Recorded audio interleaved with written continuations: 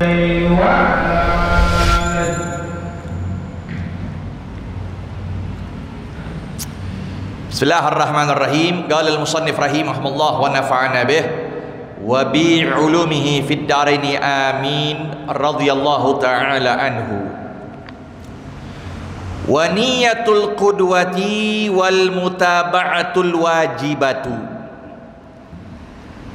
Dan niat qudwah serta mutaba'ah yang wajib, artinya niat qudwah dan mutaba'ah itu mengikuti orang yang ada di depannya, itu yang wajib. Nah, nanti kita lihat ya, khobarnya nanti belakangan, pembahasannya belakangan.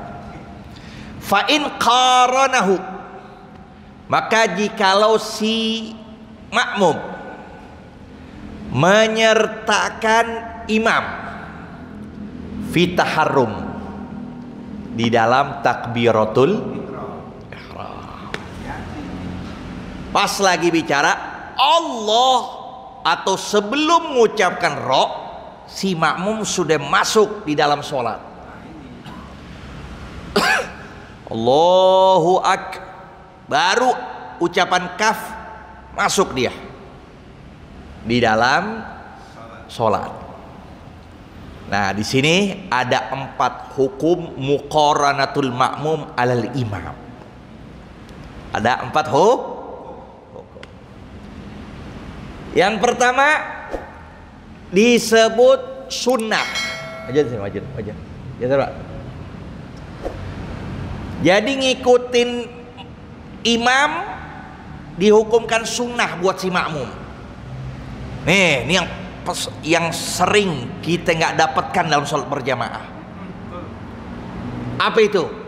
Yaitu makmum ngikutin imam di dalam ngucapin amin. Itu yang jarang kita dapetin. Ya Salim ya, jarang kita dapetin. Si imamnya nggak ngucapin amin. Betul nggak? Banyakan dia diem, apa yang ngucapin amin? Banyakan imam diam. Soalnya ngos-ngosan udah. Mat lazim wajib sama mat tabi'i walad do 5 harokat. Lam ketemu ya mat tabi'i 2 harokat. Baru juga ngucapin lin, makmum udah amin langsung. Tunggu dulu biar imam amis. Biar dulu selesai, imamnya juga napas dikit, baru ngucapin amin. Jadi si makmum nggak mengikuti penyertaan aminnya bersama si imam. Maka sunnah yang mahjuroh, sunnah yang langka, sunnah yang banyak ditinggalkan di dalam sholat. Waladdallin,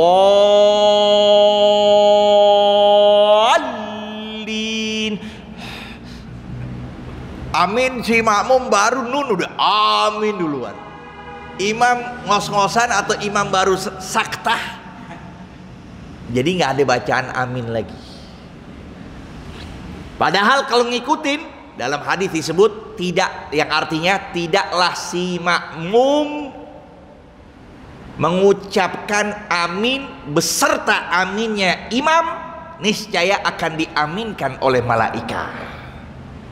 Dan siapa yang diaminkan malaikat, maka dosa-dosanya yang lampau dari dosa kecilnya diampuni oleh Allah Subhanahu wa taala. Akhirnya nggak dapat itu.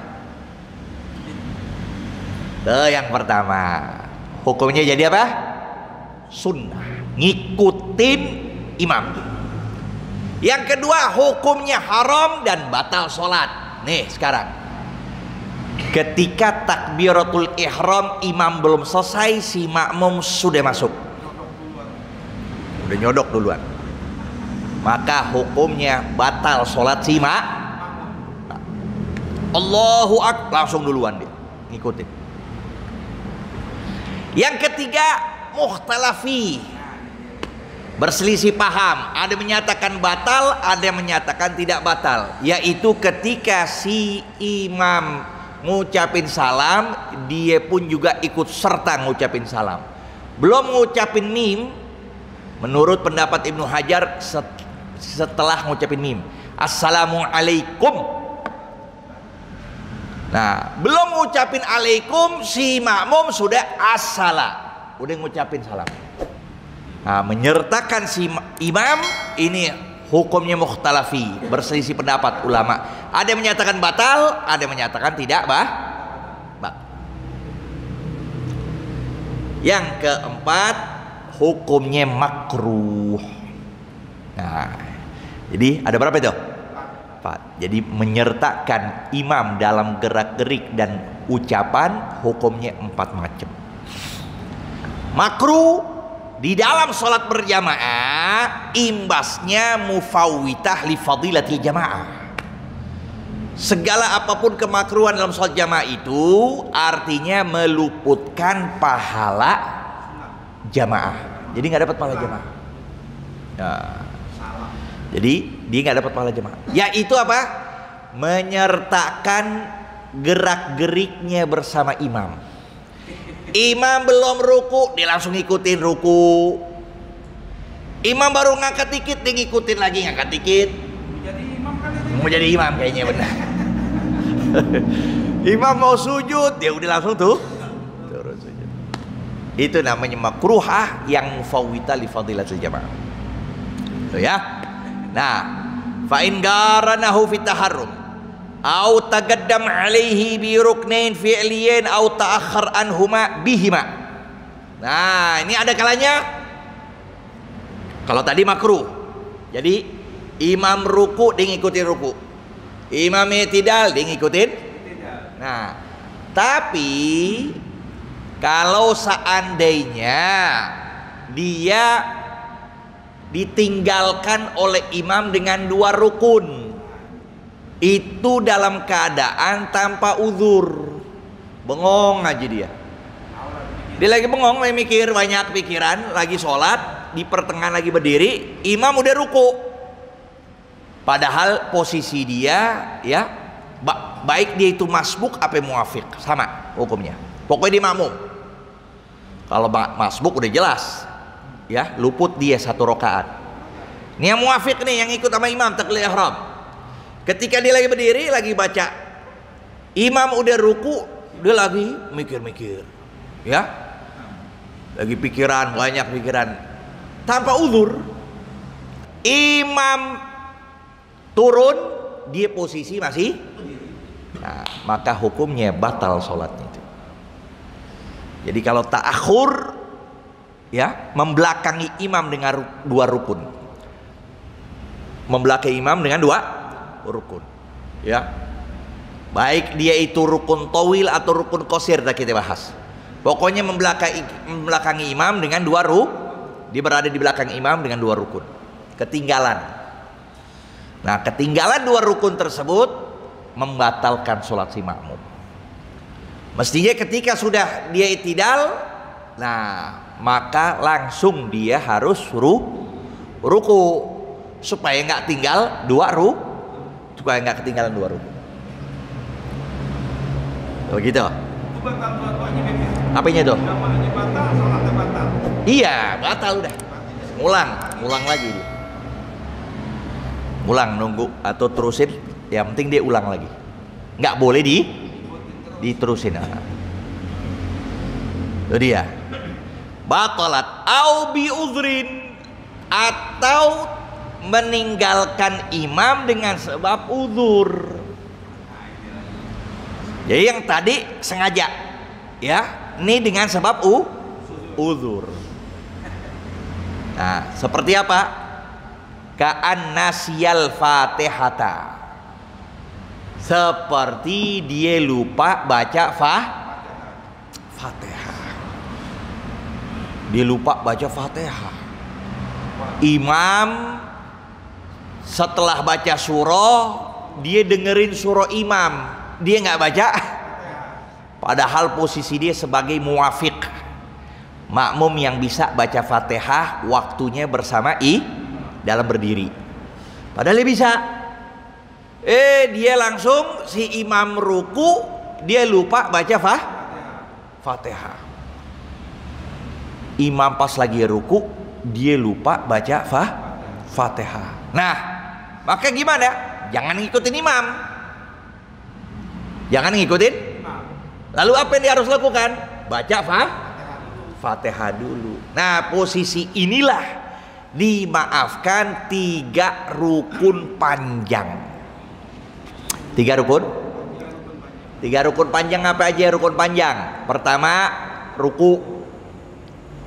I'tidal, rukun pendek. Sujud pertama, rukun panjang. Duduk di antara 2 sujud, rukun pendek. Sujud kedua. Nah, jadi ketika dia posisinya berdiri di atas dalam keadaan lupa, baca Fatihah dulu. Maka dimaafkan sampai 3 rukun panjang. Kalau seandainya dia masih posisi baca Fatihah, imam sudah berada pada sujud kedua, maka harus dia putusin bacaan Fatihahnya dan langsung dia ngikutin imam di dalam sujud. Ngikutin imam sujud. Terus gimana? Itu yang tadi nggak dianggap, nanti setelah salam dia tambah lagi 1.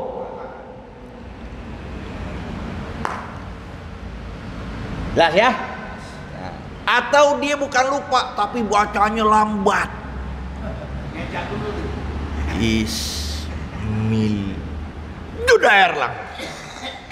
Bismillahirrahmanirrahim. Imam udah ruku dia baru bismillahirrahmanirrahim. Imam udah i'tidal baru dia ngucapin ar-rahmanir-rahim. Imam udah sujud pertama baru iyyaka na'budu wa iyyaka nasta'in. Imam udah duduk di antara sujud, lanjutin lagi. Imam udah sujud baru ihdinas siratal. Nah, langsung turun dah. Turun begitu. Ya. Nah, turun dia. Ikutin, nanti ikutin. Nah, ikutin imam langsung sujud. Atau 2 keadaan. Pertama dia ngikutin imam atau dia niat berpisah dari berjamaah. Mufaraqah. Pas lagi ngikutin imam sujud, dia naik lagi sama imam Fatihah, ya kan? Imam surah baru dia baca Fatihah lagi. Bismillah. Imam udah 2 rakaat berarti. Kurang imam 2 rakaat. Makanya kan dalam posisi seperti itu dia nggak harus ngikuti, dia nggak harus nunggu imam sampai akhir baca Fatihah. Mendingan dia ikut sertain imam, nggak apa-apa itu. Alhamdulillahirrabbilalamin, dia ngucapin alhamdulillahirrabbilalamin. Nggak perlu sampai waladhdallin baru dia mulai baca Fatihah. Ikutin aja. Imam baca alhamdulillah, dia baca alhamdulillah. Imam baca ar-rahmanir-rahim, dia ngucapin ar-rahman ar-rahim. Udah begitu. Kebanyakan terawih itu ngikutin. Apanya? Iya, kan. Iya, karena imamnya ngejar setoran, banyak undangan. Dia jadi imam di masjid anu, terawihnya nanti kultumnya di masjid anu, lihat tuh, iya Ji, kultumnya di masjid anu, ntar witirnya di masjid anu. Kalau aneh gitu, kalau nggak imam gitu udah kita ngikutin aja. Iya. Satu ayat, di alhamdulillah. Jadi pas hamdalah kita baru ngucapin hamdalah. Pas ar-rahman kita ngucapin ar-rahman gitu.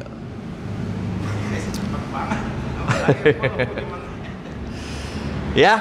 Nah nih, karena siyal Fatihata fatakhallafa li qiraatiha ughfira lahu ila 3 arkanin tawilah. Maka dimaafkan untuknya 3 rukun panjang. Wa tawafaqu nazmi salataihima. Nah, di antara syarat salat berjamaah tawafuq, artinya berkecocokan, serasi, aturan dari salat keduanya. Sejalan. Ya. Jadi sejalan dari aturan gerak-gerik si imam dan makmum sekalipun bersalahan niat dan bilangan, sekalipun berbeda niat dan yang penting si imam didapatkan ada ruku, Ya, ada sujud, ada itu. Sekalipun berselisih niat dan bilangan sholat. Apa contoh? Di depannya itu ada orang yang sholat, tapi ruku, ikutin aja sudah. Yang penting jangan melebihi salasa azru, ya, jarak dia dan imam jangan lebih salasa azru, kurang lebih 1 meter kurang, setengah meter dah. Udah deketin aja sudah, deketin. Nggak usah yang namanya si orang di depannya ngelihat langsung begini tangannya, nggak perlu. Tangan, Han lagi sholat. Atau si makmum tepok, nggak perlu. Udah sholat aja. Yang penting ya jangan terlalu jauh. Pas lagi didapatkan, udah sholat ikutin, gerak-gerik. Taunya dia ngerjain ba'diyah, taunya dia ngerjain qobliyah. Nggak apa-apa, sah jamaahnya si makmum. Gerakannya sama. Karena gerakan sama, sekalipun berselisih niat dan bilang. Beda kalau dia ikutin sholat jenazah, paul tuh orang.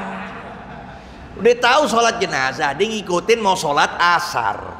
Ya nggak bisa, karena si imam nggak dituntut untuk sedangkan dia dituntut untuk ruku, untuk i'tidal. Atau sholat khusuf yang mana ruku dan i'tidalnya 2 kah? Nah nggak boleh juga, karena kalau si imam kalau ngerjain itu rukunya 2 kah, i'tidalnya pun 2 kah. Makanya tawafuk, maka disebut fala tasihul maktubah khalfal khusuf. Maka tidak sah maktubah sholat fardu di belakang kusuf, gerhana matahari. Ya, nah dengerin, kalau memang sholat kusufnya pakai rukunya 2 kali, kan ada 3 cara dalam mengerjakan itu. Tapi yang paling rendah ngerjain sholat kusuf seperti sholat sunnah 2 rakaat, rukunya sekali, i'tidalnya sekali. Kalau begitu modelnya boleh deh ngikutin, sama soalnya. Ya, atau orang yang di depannya lagi sholat taraweh, tuh kita datang, imam lagi sholat, kita belum sholat apa? Isya, udah ikutin. Ya. Atau witir yang mana dituntut 15 hari setelah akhirnya disunahkan kunut. Maka ketika dia lagi kunut ikutin, nggak apa-apa. Gerak-geriknya kan sama. Itu cuma kunut doang. Apa? Wal muwafaqah fi sunnah, sampai sini dulu. Wallahu a'lam bissawab. Rabbi zidna ilma warzuqna fahma.